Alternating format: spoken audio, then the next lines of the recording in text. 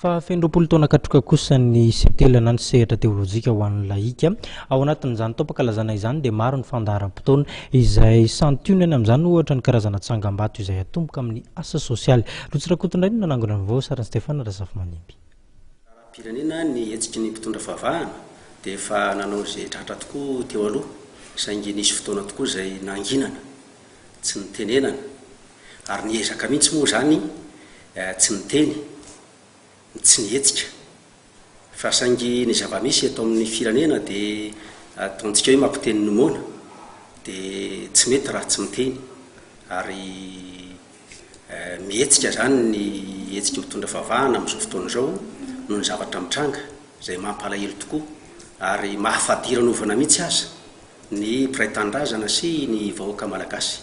dia izay zava-misy efa iarahantsika mahalala sy iarahantsika iainana isan'andro. Noho izany dia manomana ny hetsiky mitondra favahana, manomana famorim-bahoaka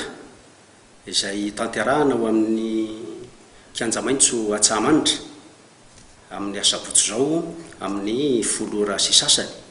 ka mamory vahoaka zany ny hetsiky ny mpitondra favahana. Ny voalohany dia natanterahana fampivavahana izy io, fitondrana ambavaka ny firenena sy ny tanindrazana iombonana sy mba hanasana n'Andriamanitra hiditra an-tsehatra eo amin'izao raha manahirana sy mahavalalana izao. Ny faharoa dia anambarany ny hetsiky ny mpitondra favahana ny heviny manoloana ny fiainam-pirenena ary anolorany sosokevitra maro be